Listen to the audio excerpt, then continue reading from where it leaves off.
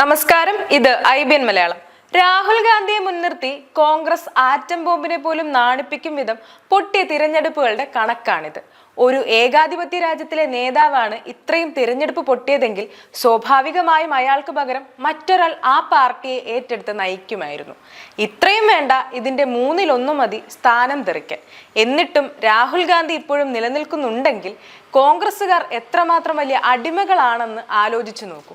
2013 25% വോട്ടുണ്ടായിരുന്ന അതേ ഡൽഹിയിൽ ഇന്ന് കോൺഗ്രസിന്റെ വോട്ടിംഗ് ഷെയർ 6% ഓർക്കുമ്പോഴാണ് ഇദ്ദേഹം ആ പാർട്ടിയെ എത്രത്തോളം നശിപ്പിച്ചുവെന്ന് പുറത്തു നിന്നൊരാൾക്ക് മനസ്സിലാകുന്നത്.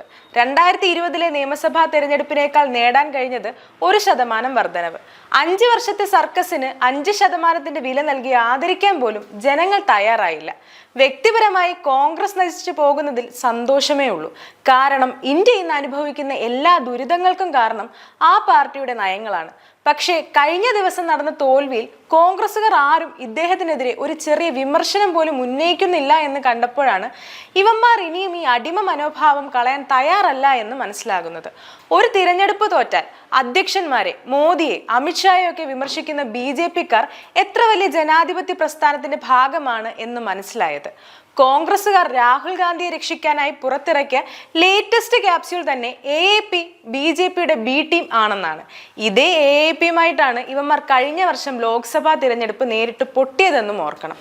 ഒറ്റ വർഷം കൊണ്ട് അതേ പാർട്ടി BJP-യുടെ B ടീമായി. തോൽവികൾ അംഗീകരിച്ച് മാറ്റങ്ങൾ കൊണ്ടുവരാൻ കഴിയാത്തവർക്ക് നിലനിൽപ്പുമില്ല. രാഹുൽ ഗാന്ധിയെ, നെഹ്റു കുടുംബത്തെ സംരക്ഷിക്കാതെ ആ പാർട്ടിക്ക് നിലനിൽപ്പില്ല. അത് തന്നെയാണ് ആ പാർട്ടിയുടെ സ്വാഭാവികമായ മരണത്തിന്റെ കാരണവും. ആ അന്ത്യത്തിന് ഇങ്ങനെ കാരണങ്ങൾ കണ്ടുപിടിച്ച് മുന്നോട്ട് പോകട്ടെ, സന്തോഷം മാത്രം. 2029 രാഹുൽ ഗാന്ധി തന്നെയാണെന്ന് ഏറെക്കുറെ ഉറപ്പായി കഴിഞ്ഞു. സ്വാഭാവികമായും അദ്ദേഹം 100 തോൽവികൾ എന്ന മാജിക് നമ്പറിലേക്ക് എത്തും. പക്ഷേ അപ്പോഴും അടിമകളും മാപ്രകളും എഴുതും 100ന്റെ നിറവിൽ രാഗ. ഈ നേട്ടത്തിന് നന്ദി Rahul. News desk IBN Malayalam.